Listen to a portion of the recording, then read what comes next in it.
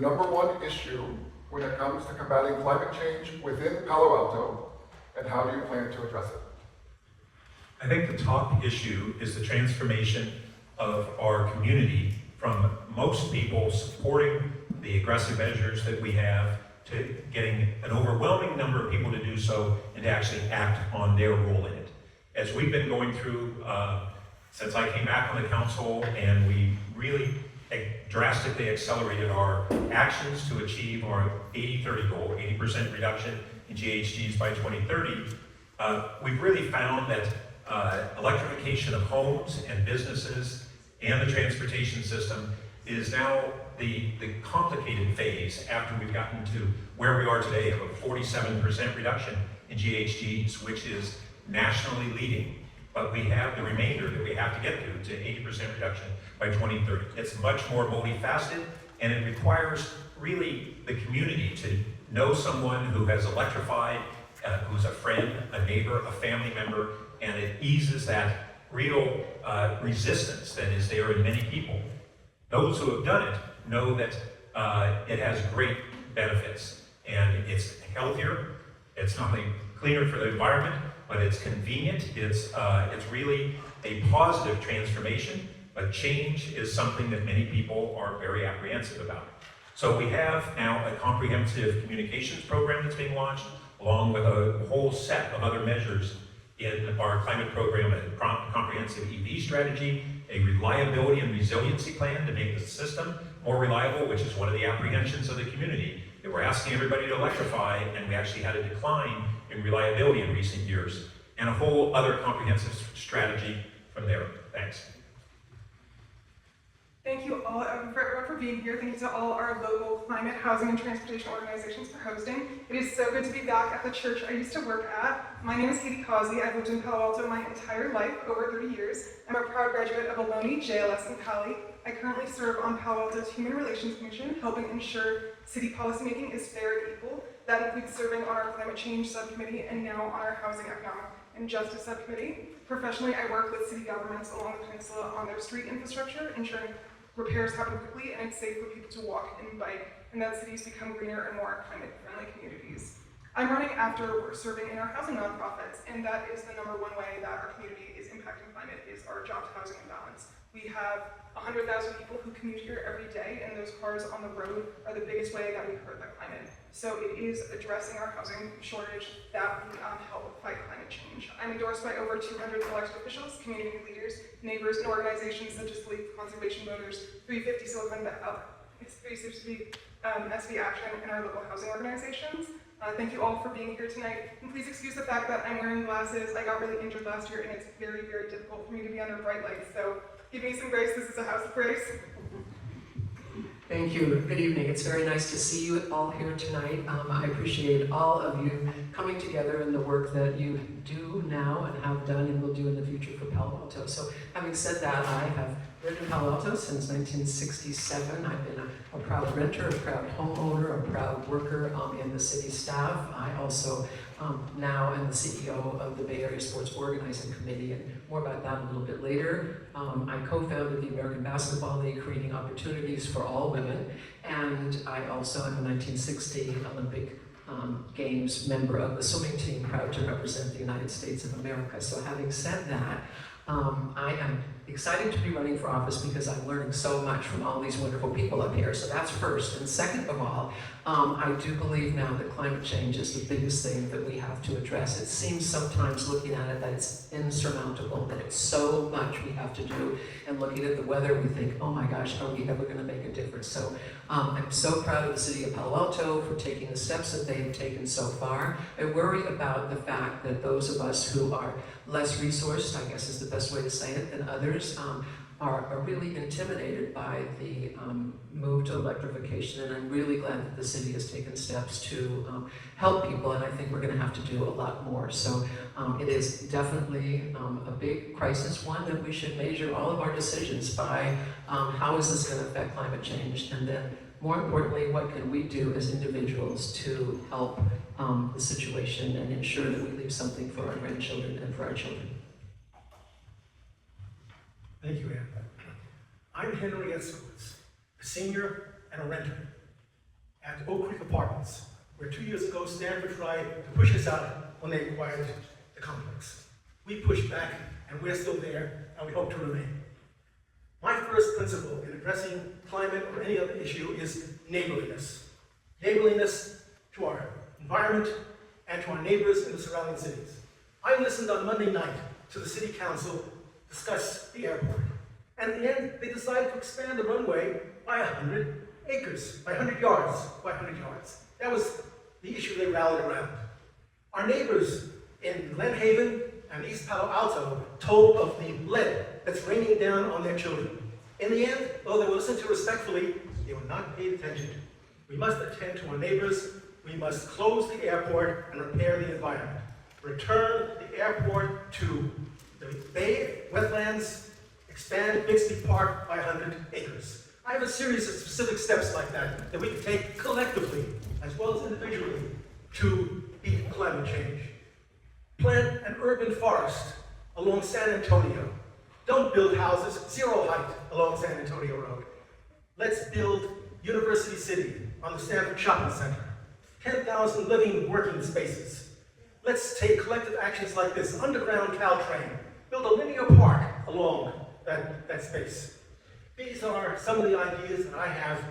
I'm a 50-year photovoltaics entrepreneur and advocate. Only 7% of Stanford roofs have photovoltaics. That has to be 100%. And we must do the same for all shopping centers and multi-family dwellings. Collectively, we can make a difference. Thank you. Thank you. I'm George Liu, and I'm honored to be running for Palo Alto City Council. Just by way of introduction, I grew up in Millbrae, not so far away from here, and I was always constantly drawn to Palo Alto as a child. My parents took me here for Chinese school. That was often against my will. I came here to hang out as a teenager, but one of my early formative memories was my parents constantly taking me to open houses while I was in middle school, so they could get my brother and I into Palo Alto. And that really informs how I think about housing, which of course is a major environmental issue. I currently serve as a Planning and Transportation Commissioner, and I work professionally as a product manager at Meta, working on content moderation. So the number one issue just facing our climate goals is transportation. That's the majority of our climate emissions, and while we have made amazing reductions so far, we still need to cut our climate emissions by over another 50% to actually get to our 2030 goals. That's just the way fractions work. While we've reduced significantly, and those reductions have been amazing, transportation is the largest bucket and our biggest opportunity. So there are a few prongs to this. Firstly, we need to electrify transportation. That goes into our overall grid modernization and electrification plans. We need to plan for housing. Like Katie said, we need to reduce commutes and build a more inclusive community and more vibrant community as well in the process. And we also need mode shift. We need to really invest in our cycling infrastructure, safe routes to school that are actually safe. And in the process, pull cars off our streets. So I'm sure we'll cover these issues in much more detail. And thank you. Hi, I'm Keith Rechtel. I've spent 12 years on commissions, first Parks and Rec, and then Planning and Transportation. And there I saw firsthand the effect of climate change, both in the Baylands, where we have the tide gate and the horizontal levee and the conservation plan, all having to deal with sea level rise. And up at Foothills Park, dealing with fire, how fire is getting faster and bigger, and we have to change how we evacuate people, we have to change what we do to prevent fire. And so, a very common desire is to make your kids have a better life than you did. When it comes to climate, people seem to ignore that we are giving our kids a world that is rapidly warming, that's much worse than the world that we inherited, and that's a shame. And so we really have to make climate a very high priority. And so I think the biggest issue is normalizing electrification. Right now, 1 out of 3 cars in Palo Alto is electric, and we feel very good about that, right? But that still means that 2 out of 3 are still gas, and most houses do not have solar panels on top. And hot water heat pumps, even though we're having a successful program rolling out, most hot water heaters are still gas. And so we really have to normalize electrification and to the point where when you have a stove, you're thinking induction. You're not thinking gas at all. And that's gonna be the biggest challenge. Now, that'll be tricky because, as Pat Bird mentioned, people don't like change. But in this case, we have a really big ally, and that's the pocketbook. a lot of these technologies are much better, much cheaper, and when the pocketbook is helping you, you're much more willing to do the right thing.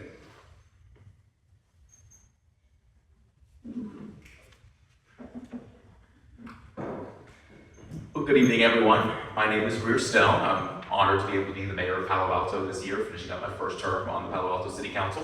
I'm also a teacher, lifelong member of the Palo Alto community, went to Duke Elementary, Greer, graduated from Pali myself, taught at many of our schools, taught at JLS, Gunn, and Pali.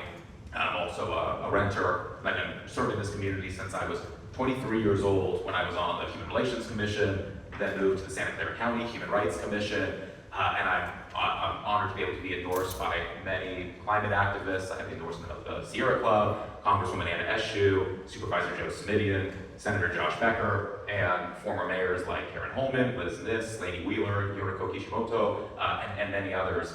For me, clearly one of the greatest issues that we're facing is climate change. It is the existential crisis of our generation, and an issue that's really important to me, as somebody who hopes to start a family soon, and of course have a lot of current students who are going to be impacted by this. But we do need to be able to have community buy-in, which is absolutely going to be critical if we're going to be able to advance a lot of the initiatives that we hope to achieve.